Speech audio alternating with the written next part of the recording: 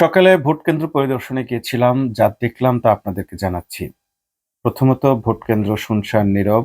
তেমন কোনো ধরনের হট্টগোল বা কোনো ঝামেলা নেই, মারামারি নেই, দৌড়ঝাঁপ নেই, কোনো ধরনের উত্তেজনার পরিস্থিতি নেই। একেবারে শান্ত, যাকে বলা যেতে পারে সুষ্ঠু ভোট কেন্দ্র। ভোটাররা স্লিপ নিচ্ছেন, খুবই শান্তিপূর্ণভাবে কেন্দ্রের ভেতর ঢুকে ভোট দিচ্ছেন। কিন্তু দুটো বিষয় হচ্ছে খুব আপত্তিকর। একটা হচ্ছে মহিলারা জাল ভোট দিচ্ছেন। নিজের আইডি কার্ড নেই, নিজে ভোটার নন, কিন্তু অন্যের ভোটটা দিয়ে আসছেন। জমিলা বিবির ভোট করিমুন্নেসা দিয়ে আসতেছেন। স্লিপে স্বামীর নাম, বাপের নাম লিখে দেওয়া হচ্ছে। ঠিক কেন্দ্রের ভিতর গিয়ে সেটা বলা হচ্ছে এবং তাকে ভোট দিতে দেওয়া হচ্ছে। এই জাল ভোটে সবচেয়ে বেশি সহযোগিতা করেছেন তারা, যারা চান মহিলারা মুখ খুলে আইডেন্টিফাই না হোক। প্রচুর জাল ভোট আমি দেখলাম, মহিলারা অন্যের ভোট দিয়ে আসতেছেন।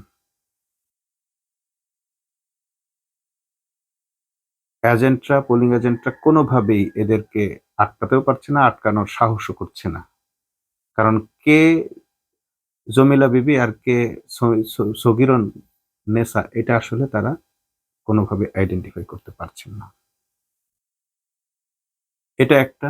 আরেকটা জিনিস দেখলাম, সেটা হচ্ছে বিএনপির ভোটাররা যাকেই ভোট দিচ্ছেন তারা আবার নাতে ভোট দিচ্ছেন।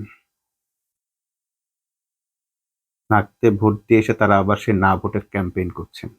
ভোট কেন্দ্রে এসে তারা স্লোগান দিচ্ছেন না এর পক্ষে। কেন তারা না ভোট দিচ্ছেন?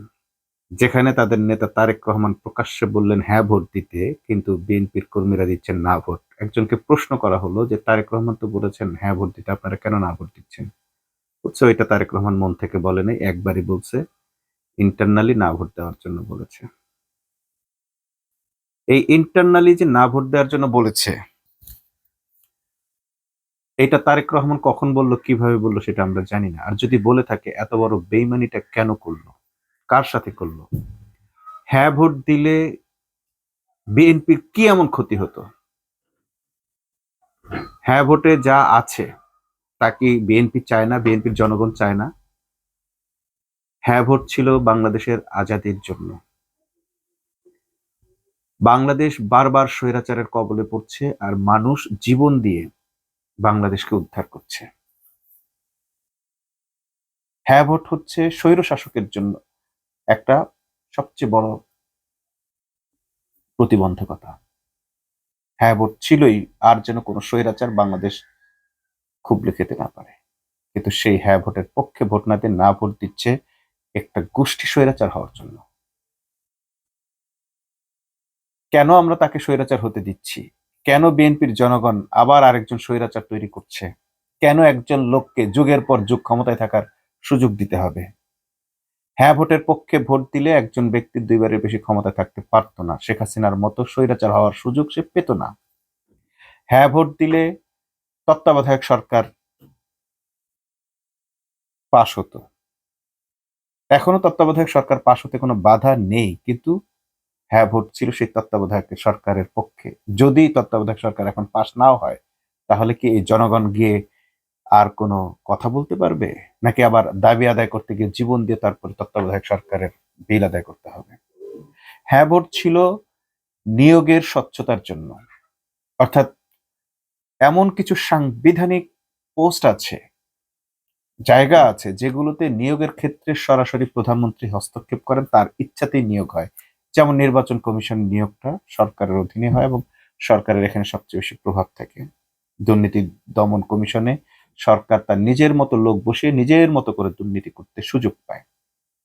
এই পজিশনগুলোতে পিএসসিতে নিয়োগ দেওয়ার ক্ষেত্রে প্রধানমন্ত্রী যা চায় তাই করতে পারে। কিন্তু হ্যাঁ ভোট দিলে এই প্রধানমন্ত্রী যা চায় তাই করতে পারতো না। একটা আলাদা নিয়োগ বোর্ড তৈরি হতো, তারা এই সাংবিধানিক পোস্টে নিয়োগ দিত এবং সেখানে স্বচ্ছতা তৈরি হতো। এই যে পিএসসির দুর্নীতি, নিজেদের লোকদেরকে চাকরি দেওয়া। বিএনপির যদি ভোটার হয় 5 কোটি, 5 কোটি ভোটারকে কি বিএনপি চাকরি দিতে পারবে? 4 কোটি তরুণকে বিএনপি কি সরকারি চাকরি দিতে পারবে? পারবে না। তাহলে যারা আজকে বিএনপিকে এবং না ভোটকে জয়যুক্ত করবে, কি পরিণতি হবে তাদের?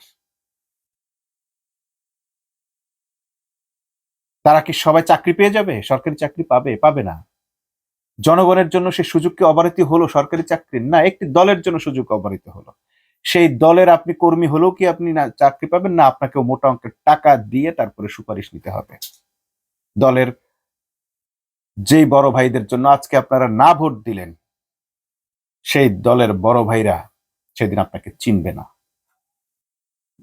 টাকা ছাড়া তারা আপনার সাথে কথাও বলবে না, মনে রাখেন।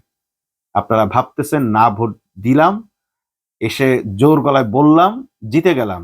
না ভোট দিয়ে আপনি নিজে হেরে গেছেন, বাংলাদেশকে পরাধীন করে দিলেন।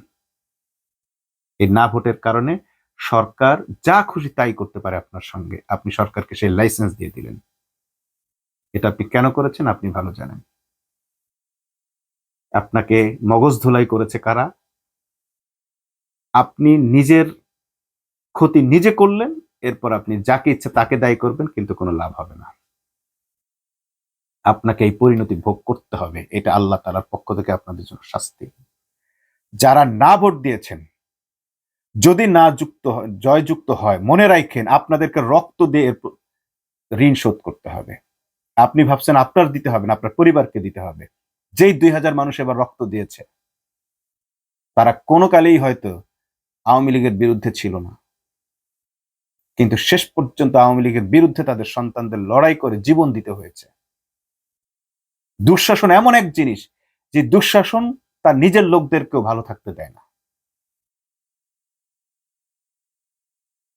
না ভোট দিয়ে আপনারা নিজের কত বড় ক্ষতি করেছেন। যদি না জয়যুক্ত হয়, না জিতে যায়, হ্যাঁ যদি জিততে না পারে, তাহলে আপনারা টের পাবেন। কোন সরকার নিজের হাতে যদি স্বৈরাচার হওয়ার ক্ষমতা পেয়ে যায়, সেই সরকার কি তার ক্ষমতা আপনাকে ভাগ দিবে? সে ক্ষমতা ছেড়ে দিবে? কোন পাগলে ছেড়ে দেয় চেয়ার পেলে? একজন মানুষকে, একটা রাজনৈতিক সরকারকে আপনারা সেই অবারিত সুযোগটা দিয়ে দিচ্ছেন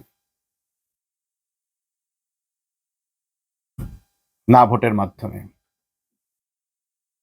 বাংলাদেশ তার সার্বভৌমত্ব ফিরে পেতে পারত না ভোটের মাধ্যমে। বাংলাদেশে স্বচ্ছ নিয়োগ হতো। যেই চাকরি নিয়ে এই আন্দোলন তৈরি হলো, সেই চাকরির ক্ষেত্রে স্বচ্ছতার আর কোনো জায়গা থাকলো না যদি না জয়যুক্ত হয়। তারপর আপনারা তাকে না ভোট দিলেন। মনে করতেছেন জিতে গেছেন, জয়ী হতে পারবেন না। শেষ যে কথাটি বলতে চাই, যা খুশি যাকে খুশি, যে যাকে খুশি ভোট দিয়েছেন, ভালো করেছেন, কোনো অসুবিধা নেই। আপনাকে যেভাবে মগজ ধোলাই করা হয়েছে আপনি সেভাবেই ভোট দিয়েছেন। প্রত্যেকটা রাজনৈতিক দলই কম বেশি চেষ্টা করেছে তার পক্ষে তার সাপোর্টারদের ভোট কেড়ে নিতে, মানে কাটতে চেষ্টা করেছে। কিন্তু যদি আপনি আপনার বিবেক না খাটিয়ে স্রেফ নিজের স্বার্থের জন্য ভোট দিয়ে থাকেন, আল্লাহর কসম এর পরিণতি আপনাকে ভোগ করতে হবে। নিজের স্বার্থের চেয়ে আজ আপনাদের দেখা উচিত ছিল দেশের স্বার্থ, জনগণের স্বার্থ। ব্যক্তি স্বার্থ মানে আপনি 1000 টাকা পেয়েছেন বা ভেবেছেন যে একে ভোট দিলে সে আমার প্রতিবেশী, আমার খোঁজ নেবে। শুধু এইটুকু বলে রাখি, দেখেন আপনার খোঁজ নাই কিনা, বিপদে তাকে কাছে পান কিনা।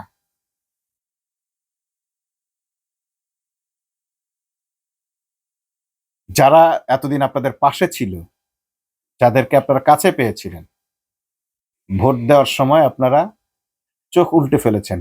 কাল থেকে তারাও চোখ উল্টায় ফেলবে, মনে রাখেন। কারণ দিনের পর দিন আপনাদের পাশে থেকেছে, আপনাদের সুখ দুঃখে আপনাদের সঙ্গে যারা ছিল তাদেরকে ভোট না দিয়ে আপনারা 500 টাকার বিনিময়ে, 1000 টাকার বিনিময়ে, কিংবা ভয় ভীতির কারণে অন্য কাউকে ভোট দিয়ে জয়যুক্ত করলে ওনারা নিঃশেষ হয়ে যাবেন না। যাদের ভোট দেন নাই তারা নিঃশেষ হবে না। নিঃশেষ তারাই হবে যারা তাদের ফাঁদে পা দিয়েছেন। এই আপনারাই নিঃস্ব হবেন, মনে রাখবেন। যদি আল্লাহ না করুক এই বাংলাদেশে শেখ হাসিনার মতো, আওয়ামী লীগের মতো আর কোন স্বৈরাচার আসে, তার পরিণতি এই আপনারা যারা আজকে স্বৈরাচারকে ডেকে আনছেন বাড়িতে ক্ষমতায়, তাদেরকেই ভোগ করতে হবে। আর যাদের উপর বিজয়ী হতে যাচ্ছেন বা হবেন ভাবছেন, তাদের একটা পশম ছিঁড়তে পারবেন না। তারা জীবন দিবে, কিন্তু তারা তাদের অধিকার ছেড়ে দেবে না। আগামীর রাজনীতি অনেক কঠিন এক রাজনীতির দিকে যাচ্ছে। যদি জামাত এই রাজনীতিতে এবার জিততে না পারে, তাহলে কি হতে পারে? হতে পারে তারা সেফ সাইডে চলে যাবে, তাদের আন্দোলন সংগ্রাম সব এক সাইডে নিয়ে যাবে, নীরব হয়ে যাবে। ঠিক যেভাবে 2014 সালের নির্বাচনের পর একেবারে নীরব হয়ে গিয়েছিল জামাত। তারপর আপনারা ক্ষমতায় আসবেন, আপনারা ক্ষমতায় আসার পর আপনারা চাঁদাবাজি শুরু করবেন। এই চাঁদাটা আপনাকেই তো দিতে হবে, আপনি না দেন আপনার সন্তানকে দিতে হবে। চাঁদাবাজদেরকে যদি ক্ষমতায় আনেন, তাহলে চাঁদাবাজরা কি আপনাকে প্রতিদিন গাই গরুর দুধ দিয়ে যাবে? না, দেবে না। প্রতিদিন আপনার কাছ থেকে চাঁদা নিতে আসবে। আর যে চাঁদা দিচ্ছে সেই চাঁদার লস উঠানোর জন্য জনগণের কাছ থেকে অতিরিক্ত নিবে। জনগণ নিপীড়িত হয়ে ওই চাঁদাবাজকে, ওই ব্যবসায়ীকে, ওই লোককে উৎখাতের জন্য চেষ্টা করবে। সারা জীবন আপনারা আরেকটা যুদ্ধের মধ্যে ঢুকে পড়লেন। যদি চাঁদাবাজ সরকার ক্ষমতায় আসে, চাঁদাবাজ সরকার যদি এবার সরকার ফর্ম করে, পরের দিন থেকে আপনাদের চালের দাম বেড়ে যাবে, প্রত্যেকটা পণ্যের দাম 10% বাড়বে। লিখে রাখেন যদি আমি মিথ্যা বলে থাকি। প্রত্যেকটা পণ্যের দাম, আজকে রড যে দামে কিনছেন, কাল 15,000 টাকা দামে বেশি দামে সেটা কিনতে হবে।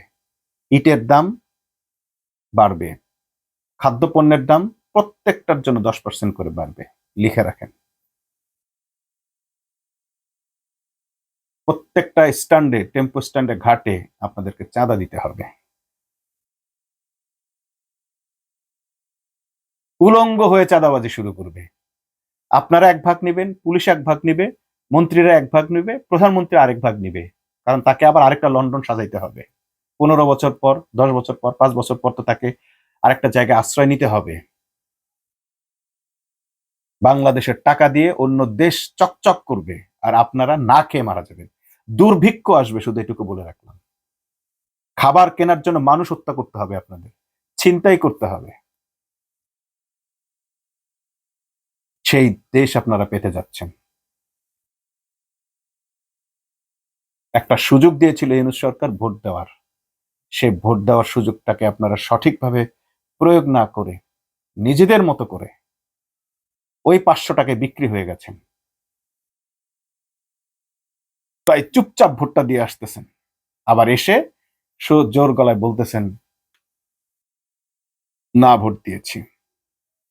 দেখা হবে আপনাদের সঙ্গে, যারা না ভোট দিয়েছেন আবার তাদের সঙ্গে দেখা হবে, দ্রব্যমূল্যের বাজারে দেখা হবে। যদি আপনারা দ্রব্যমূল্য নিয়ে আর ঘ্যান ঘ্যান করেন, আপনাদের মুখে থুতু মারা হবে।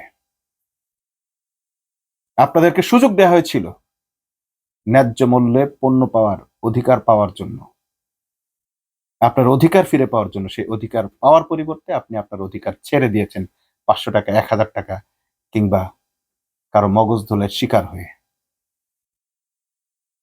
আল্লাহ হাফেজ।